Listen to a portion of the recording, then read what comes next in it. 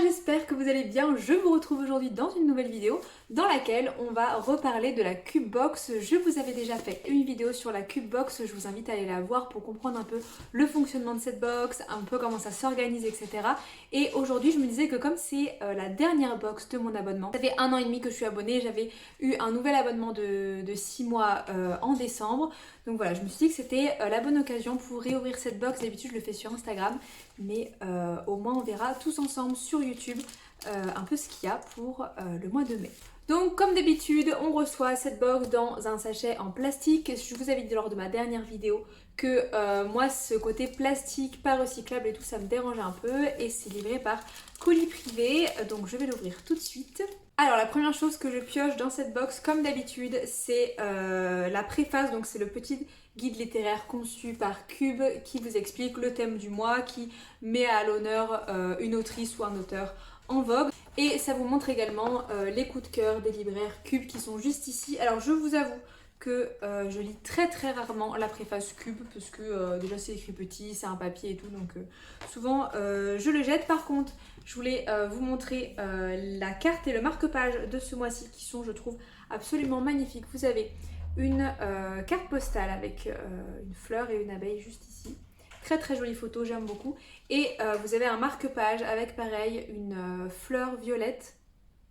Si vous regardez, je suis assortie avec mon maquillage violet là. C'était pas fait exprès et finalement, franchement pas mal. J'aime bien. Je retire autre chose et cette fois-ci ce sont deux petits sachets de thé. Alors ils sont en indigo, là vous les voyez bleu roi mais en fait ils sont plutôt violet indigo par là.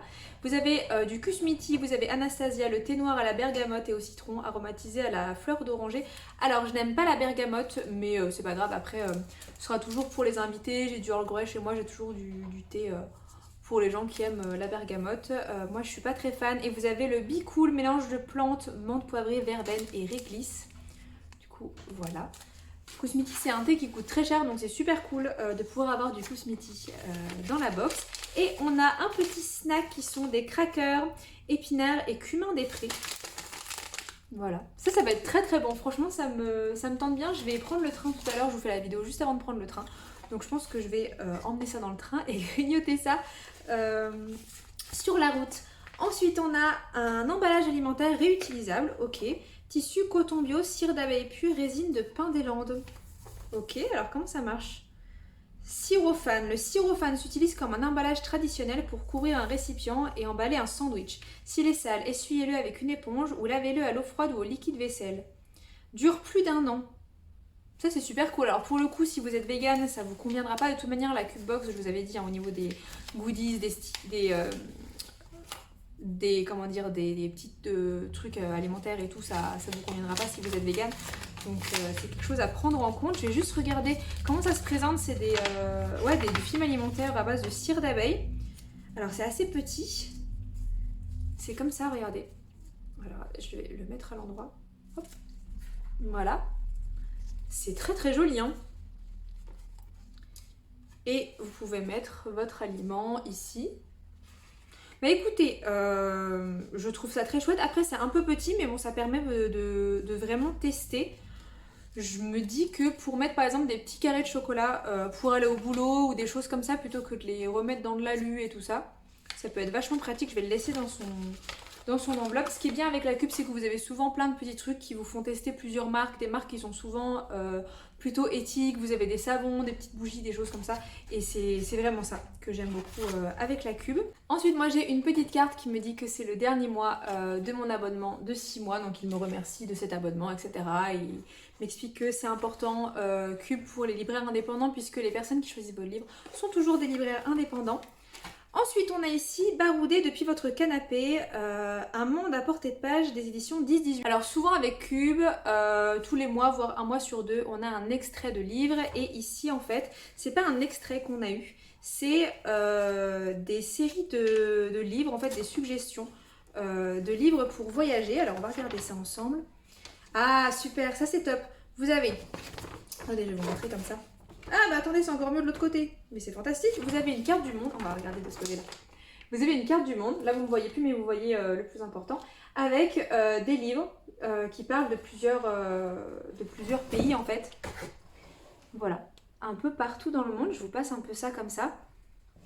Et ça c'est super cool pour vous donner des idées un peu de littérature. Donc imaginons, moi qui lis pas beaucoup de livres sur le Moyen-Orient, il y a Lire Lolita à Téhéran, qui est un livre dont je vous ai parlé il n'y a pas longtemps, sur mon compte, qui est vraiment cool. Les cerfs-volants de Kaboul. Si vous avez l'Asie, alors il y a beaucoup de livres qui sont très connus, hein, comme Kafka sur le rivage par exemple pour l'Asie. Mais par exemple, pour tout ce qui est Espagne, Portugal, ça peut être vraiment intéressant. Amérique du Sud, États-Unis, ça peut être vraiment intéressant. Oui, vous avez des livres qui sont vraiment j'ai envie de dire des fondamentaux un peu de la littérature contemporaine. Vous avez Richard Powers avec L'Arbre Monde, vous avez Toni Morrison, vous avez quoi d'autre, L'Envol du moineau. Oui, vous avez énormément de livres. Alors écoutez, ça je vais le garder. Alors je garde pas toujours les extraits, les suggestions, cubes, etc. Parce que c'est vrai que ça fait quand même beaucoup de papier. Mais ça par contre, je vais le garder parce que si jamais j'ai envie d'avoir un livre qui parle d'un pays en particulier ou qui se passe dans un pays en particulier, je trouve que ça peut être vraiment sympa. Et ensuite on a le livre qui a été choisi par une libraire qui s'appelle Barbara, et moi j'avais demandé, il me semble, un livre sur l'histoire de Flaubert, si je me souviens bien, et en fait j'ai pas validé cette fois-ci, j'ai voulu me faire un peu une surprise, donc je vais l'ouvrir tout de suite. Ça vient dans des petits papiers craft comme cela. Alors c'est Le Dernier bain de Flaubert de Régis Geoffrey aux éditions Point, comme ceci, donc forcément en format poche, hein, puisque Cube vous envoie des poches ou des semi-poches avec la box originale, et si vous voulez avoir une box plus grande, elle vous coûtera plus cher, mais vous avez la possibilité en tout cas d'avoir des livres plus grands. Donc ça part de l'histoire justement de ce dernier bain que Flaubert a pris juste avant de décéder, et ça raconte un peu toutes les pensées de Flaubert, qui va dans ce bain réfléchir à sa vie, réfléchir à tout son parcours, aux personnes qu'il a rencontrées, aux œuvres qu'il a pu écrire. Donc écoutez, j'ai trop hâte de le lire, je trouve ça trop chouette. Ça me fait trop plaisir de recevoir ça. C'est ça en fait qui est bien avec la Cube, c'est que vous avez des livres que vous n'auriez pas forcément eu à la base, que vous n'auriez pas forcément acheté, parce que chez votre libraire les livres sont pas présents, et en même temps on peut pas avoir tous les livres chez un libraire. C'est des livres qui sont parfois sortis il y a longtemps, donc vous n'auriez pas forcément eu connaissance de ces livres-là, et vous n'auriez pas forcément pu non plus connaître leur existence, ni forcément penser à les rechercher. Et ce qui vient également, c'est que dans les ouvertures de box Cube que je vous montre sur Instagram, des fois je choisis les suggestions des cubeurs, donc des créateurs de la Cube, et ça me permet également de découvrir des livres que je ne connais pas. Et ça c'est super cool. On en arrive donc à la question fatidique de: est-ce que je vais reprendre un abonnement Cube de 6 mois par exemple, ou d'1 an, ou que sais-je? Alors la réponse est non, pas parce que je n'aime pas Cube, mais tout simplement parce qu'il faut bien se rendre compte que quand on reçoit un livre par mois pendant 1 an et demi, ça fait 18 livres. Et vous voyez l'état de ma bibliothèque, j'en ai aussi qui sont rangés là-bas sur une petite table, j'en ai qui sont rangés dans la pièce à côté, j'en ai qui sont rangés devant moi, j'en ai qui sont rangés dans ma chambre, j'en ai même dans ma cuisine des livres, pour tout vous dire. Voilà, actuellement, vous n'êtes pas sans savoir que les livres que je reçois avec la Cube, c'est pas les seuls livres que je reçois, c'est pas les seuls livres que j'achète, que ce soit dans des librairies, que ce soit dans des musées, ou bien dans des brocantes tout simplement. Et là actuellement, j'ai vraiment énormément de livres. Et il faut se rendre à l'évidence que j'ai plus de livres, j'ai acheté plus de livres cette année, j'en ai reçu plus également en cadeau que ce que j'ai pu lire. Donc j'aimerais faire une petite pause dans les box littéraires, tout simplement pour prendre le temps de lire les livres sans avoir tout le temps une accumulation de livres, même si j'adore, hein, c'est super cool, mais au bout d'un moment je vais un peu arriver à saturation, on va dire. Et il y a aussi le fait que j'aimerais changer d'appartement, je vais avoir un appartement qui va être plus petit. Voilà, je vais sûrement perdre un bon 30 mètres carrés. Donc j'aimerais bien pouvoir avoir la place pour ranger tout ça. Et c'est pas forcément le cas aujourd'hui avec tous les livres que j'achète. Tout simplement, voilà, il faut se rendre à l'évidence. Donc voilà, c'est pour ça que je ne vais pas recommencer l'abonnement Cube, mais je pense que c'est un truc qui peut être vraiment bien si vous avez pas envie d'acheter trop de livres mais que vous avez envie vraiment de découvrir des choses un peu tous les mois et que vous vous cantonnez vraiment au cube, ce que je pourrais faire, c'est que j'attendrai quelques mois quand j'aurai un peu écoulé mes livres, j'en aurais vendu certains, j'en aurais donné d'autres peut-être. Peut-être que je me tournerai vers une autre box pour tester. Je pense notamment à Exploratology qui, elle, ne fait pas des box individuelles, individualisées plutôt, mais qui part du principe de faire un thème chaque mois et qui vous envoie le livre du thème. Je me dis que ça peut être intéressant de tester les deux. J'imagine qu'il y a d'autres box littéraires, n'hésitez pas à me les mettre en barre d'infos. En tout cas voilà, c'était la dernière cube box pour l'instant sur ma chaîne. J'espère que ce petit unboxing vous aura plu. Si vous aimez bien les bonus et que je vous disais que j'avais beaucoup de livres en ce moment, je voulais vous montrer les livres que j'ai achetés parce qu'évidemment si je dis que il y a des livres, que j'ai trop de livres et que j'achète trop de livres, c'est bien qu'il y a une raison et que il faut vraiment que j'arrête à un moment. Donc je vais vous montrer les derniers livres que j'ai acquis et comme ça me permettra de ne plus en acheter. Là mon objectif c'est de ne plus acheter de livres jusque septembre. Et jusqu'au 30 septembre, je n'achète plus de livres. Ah mais ça va être trop difficile. Voilà, mais du coup j'ai pris cet engagement solennel, mon Dieu, quelle horreur. Alors je vais vous montrer un peu mes dernières acquisitions. Premièrement, j'ai L'argent des cathédrales d'Henri Cross qui est aux éditions du Cerf. Je vais vous montrer juste ici. C'est l'histoire du financement des cathédrales, de comment elles ont été financées. Je sais pas si beaucoup d'entre vous me suivent sur mon compte tourisme, je vous le mettrai juste ici, c'est un compte Instagram dans lequel je mets des photos, mais j'aime beaucoup l'architecture religieuse, je trouve ça magnifique, notamment l'architecture gothique. Et du coup ça m'intéressait beaucoup de savoir comment les cathédrales étaient financées et d'en apprendre un peu plus sur le sujet. J'ai également trouvé Michel Pastoureau, L'étoffe du diable aux éditions Point, une histoire des rayures et des tissus rayés. Donc voilà, ça parle des rayures, des étoffes rayées, etc. qui étaient souvent considérées comme un symbole d'exclusion. On pense souvent, hein, quand on pense à tenues rayées, aux détenues à une époque, notamment au XXe et au XIXe siècle.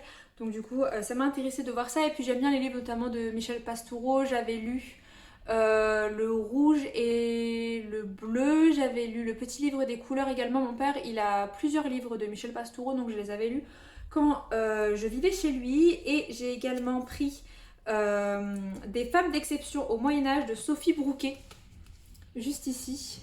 J'ai un livre qui est un peu similaire sur les femmes d'exception, pardon, en Lorraine, qui est, je sais pas où, mais dans ma bibliothèque, je me dis que ça pourrait être bien de lire les deux et de vous faire une vidéo sur ces femmes. Voilà, ça pourrait être un thème de vidéo sur des femmes importantes dans l'histoire. C'est vrai que c'est pas quelque chose dont on parle beaucoup, donc dites-moi si ça pourrait vous intéresser.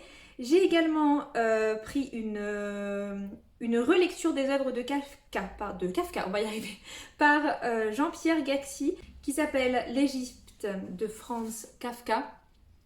Voilà, et en fait ça parle de l'importance de l'Égypte dans l'œuvre de Kafka. Alors moi j'ai lu que la Métamorphose, mais je me dis que ça me donnera peut-être envie de me replonger dans Kafka. Et d'ailleurs il faut que je lise le manga sur la Métamorphose que je vous avais montré dans une autre vidéo, ce serait intéressant que je m'y penche un peu plus. J'ai également trouvé l'événement Socrate de Paulin Ismar, c'est aux éditions Flammarion. C'est le prix 2014 du Sénat du livre d'histoire, ça parle du procès qui a condamné Socrate et donc ça raconte un peu comment ça se passe, comment ça s'est passé, ce qui s'est dit lors de ce procès. C'est un livre que j'ai trouvé super intéressant. Vous avez une librairie au Muse à Metz en fait qui vend beaucoup de livres. Pas d'occasion, mais un peu qui fait du déstockage et du coup vous avez des livres avec des prix très abordables et ça c'est super cool. Le dernier livre que j'ai pris c'est La sagesse expiègle d'Alexandre Jolien. Alors j'avais lu un livre qui était coécrit par Jolien qui s'appelle Trois amis en quête de sagesse dans lequel vous aviez donc Alexandre Jolien, Mathieu Ricard et le troisième, non j'oublie toujours le nom mais voilà, je pense que vous voyez de quoi je parle, je vous le mettrai juste ici. Et je suis également allée voir le film qui a été fait par Alexandre Jolien qui parle du handicap. C'est un film qui est sorti en février dernier, il me semble, j'avais beaucoup aimé. Et j'avais très envie de lire son livre, donc écoutez, ça fera un petit peu de philosophie dans ma bibliothèque puisque ça fait longtemps que je n'en ai pas lu. Donc voilà, c'était la fin du bonus. Je vous souhaite de très belles lectures et je vous dis à bientôt pour une prochaine vidéo. Salut!